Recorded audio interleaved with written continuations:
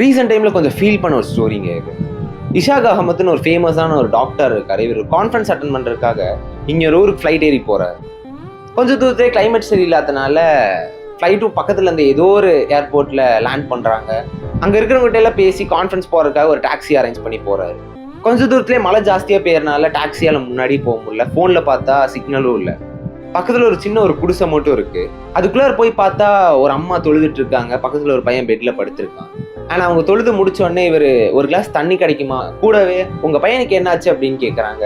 இவனோட அப்பா அம்மாவில் ஒரு ஆக்சிடென்ட்ல இறந்துட்டாங்க, அதுவும் இல்லாமல் இவனுக்கு ஒரு பெரிய ஒரு நோயும் வந்துருச்சு, என்கிட்ட இருக்க எல்லாத்தையுமே நான் வித்துட்டேன் இவனை காப்பாத்துறதுக்காக. இப்போ நிறைய பேர் சொல்கிறாங்க ஏதோ சவுத் பாகிஸ்தானில் ஒரு பெரிய ஒரு டாக்டர் இருக்காங்க, அவரால் இவனை காப்பாற்ற முடியும்னு சொல்கிறாங்க. அதுக்கெல்லாம் நிறைய பணம் தேவைப்படும், அதுவும் இல்லாமல் நிறைய டைமும் ஆகும்.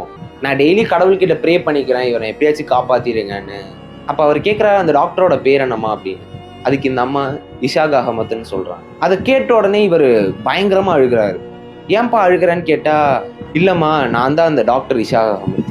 ஏதோ ஒரு கான்ஃபரன்ஸுக்கு போக வேண்டியன்னா ஃப்ளைட்டும் கேன்சல் ஆகி டாக்ஸியும் வராமல் இப்போ இந்த குடிசையில் வந்து நின்றுருக்கேன்னா அதுக்கு முழுக்க முழுக்க காரணம்